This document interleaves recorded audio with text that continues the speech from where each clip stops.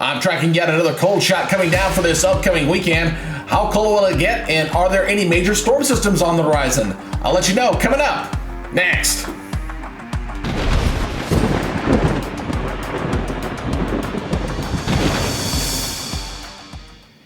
Hello everybody, and welcome back to the Weather Nerds YouTube channel. I'm meteorologist Greg Majeski, and before we get started, I first want to thank all my subscribers. We're at 3,102 of you. And if you're new and you have not yet subscribed to the channel, please consider it. Just hit the subscribe button, hit the notification bell so you're alerted on future content, and give me a thumbs up, and leave me a comment down below. It really helps with the YouTube algorithm as I continue to try to grow this channel. All right, let's talk about what you need to know for this edition. All right, first thing we're going to take a look at is the latest climate outlook that's going to take us out, pretty much wrapping up the month of February.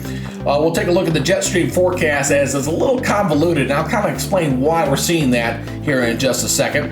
We'll take a look at the precipitation outlook here over the next week, and we'll also track that cold air that's expected to come down heading into this weekend. All right, we got plenty to get into, so let's go ahead and take a look first at the latest climate outlook. So we're going to begin by looking at the climate outlook here for days 6 through 10. This is going to take us from the 18th to the 22nd of February. And as we go ahead and zoom in a little bit closer in here, we can see that the northern portion of the United States will be seeing temperatures a little bit below normal, kind of getting a glancing blow from some of the cold air up into Canada over this period.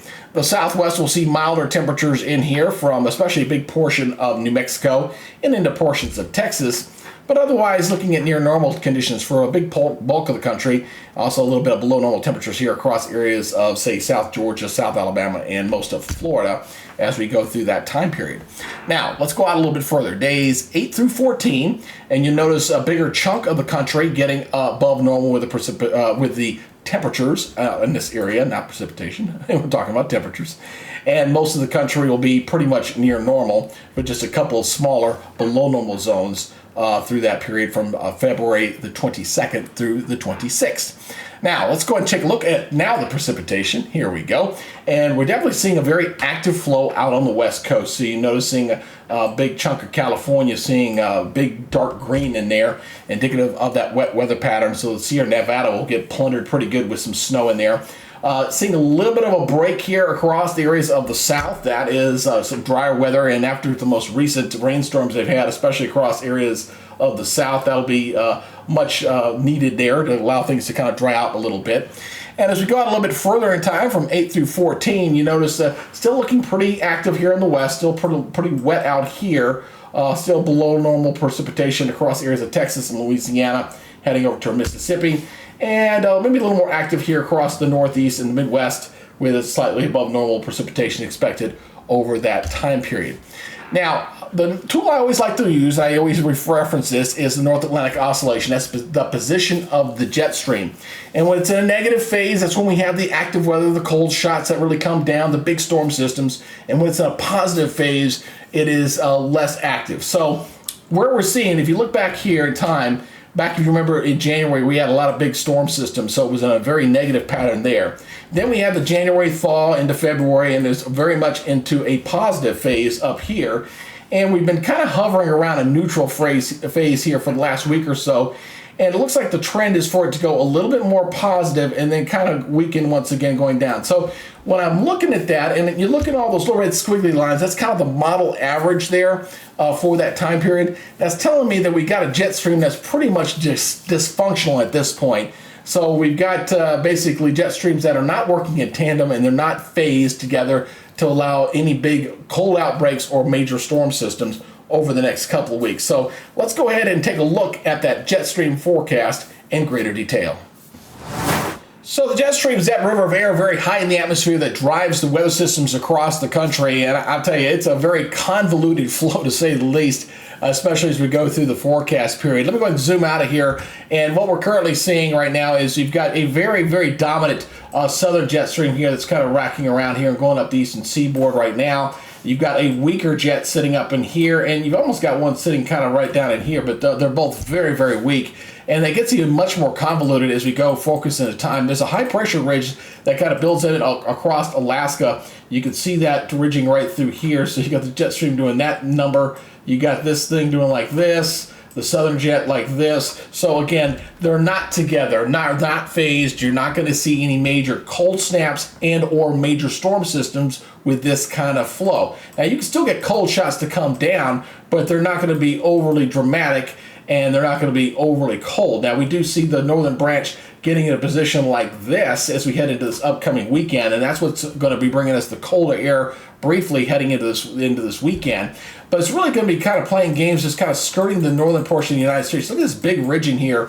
Remember, as we showed you on the climate outlook, we had above normal temperatures here in the middle of the country. Well, look at that ridging taking place right in here as we head into Wednesday of next week. So very indicative of that warming there across areas of the Southwest and Texas that we're showing above normal temperatures through that period.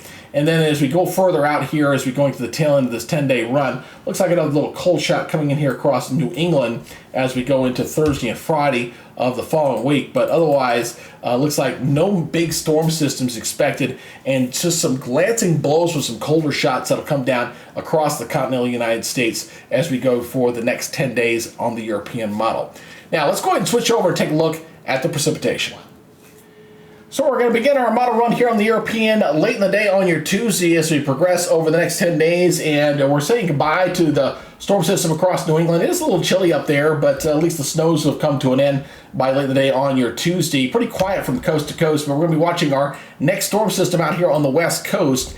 And this storm system is going to weaken as it moves inland, but it's going to provide just enough energy that's going to ride down along the jet stream and kind of following a path like that may bring in some rains and snows as we watch some cold air kind of dive in on the back part of that system as we go into this upcoming weekend. So let's go ahead and take this through its run as we go through the day on Wednesday. You notice as we get Wednesday morning, we're getting some pretty good rains along the west coast from Oregon into northern California, some internal snows there into Oregon as well as that low pressure system kind of spins on into Washington State, and seeing some pretty heavy snows, some pretty decent snows there across areas of the Sierra Nevada, and some seeing the snows increasing here across the Intermountain region as well. So we'll be watching some of that energy is going to break loose again and kind of charge off toward the south and east. Now watch as we go further into the future on this model run. You see that snow's kind of breaking out through the Rockies and coming out into the plains. So you're seeing the snows there across areas of portions of Kansas and Missouri. It's a weak system. It's not overly strong,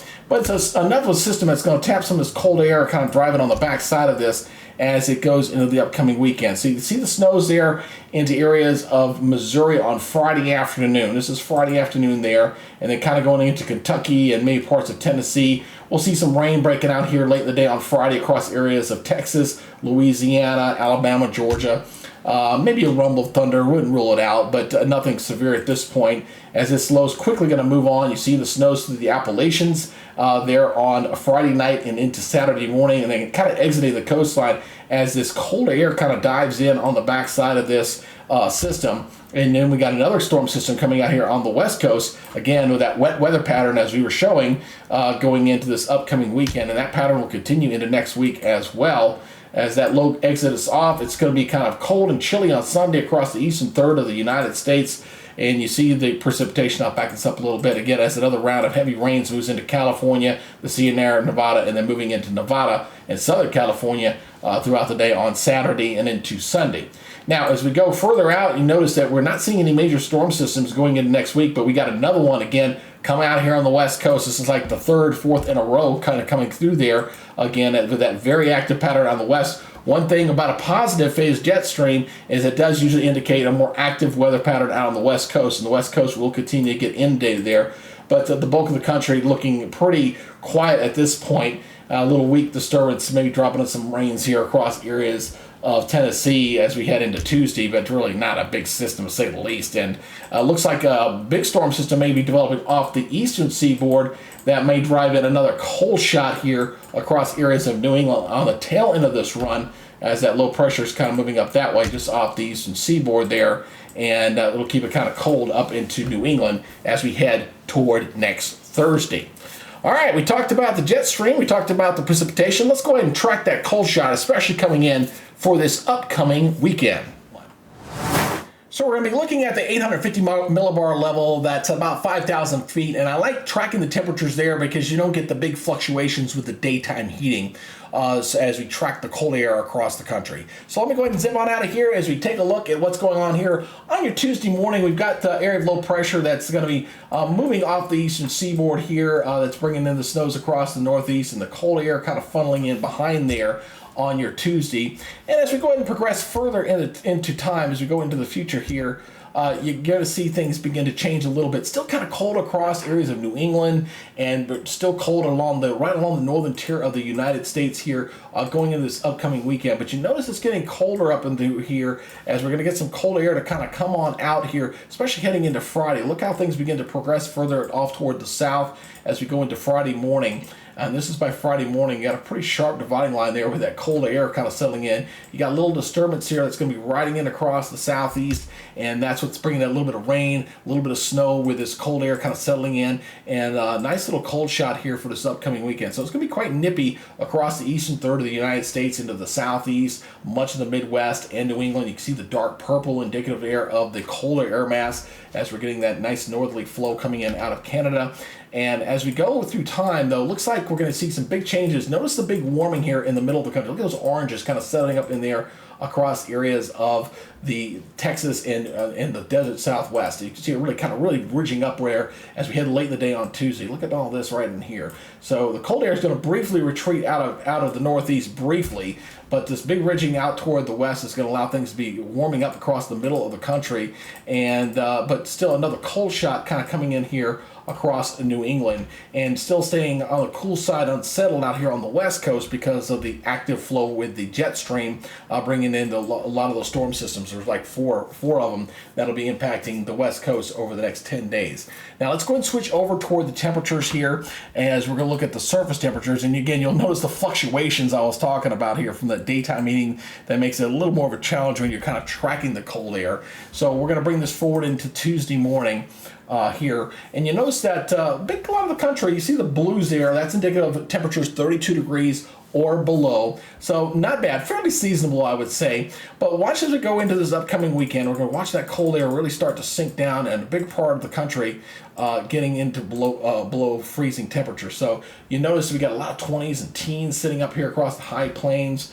You've got some single digits in here across New England. The real cold air is here across southern Canada. You're seeing 25 below zero temperatures up into this area. So we're not getting the real hard Arctic air, but kind of a glancing blow with this system coming in.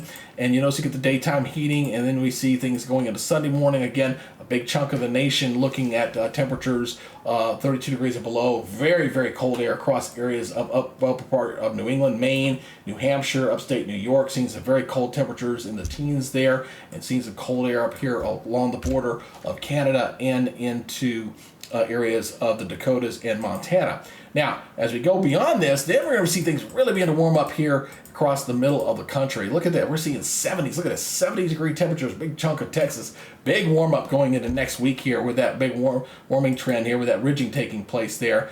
But you still got the cold air. You see the very sharp cold air up in here. This is going to kind of come back into New England once again.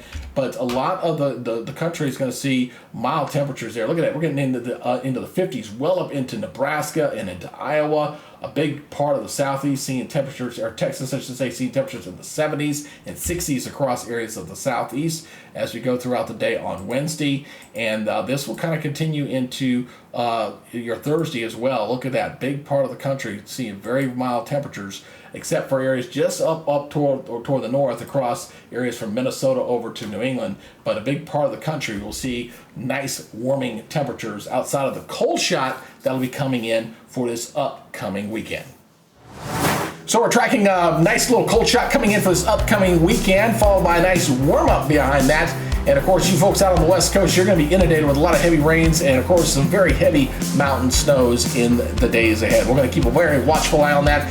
And if you like what you see, please consider subscribing to the channel. Just hit the subscribe button, hit the notification bell so you're alerted on future content. And give me a thumbs up. Leave me a comment down below. I really do appreciate it. And we'll see you on the next update here in the near future. Till then, you guys take it easy. Be good out there. And we'll see you next time. Bye-bye for now.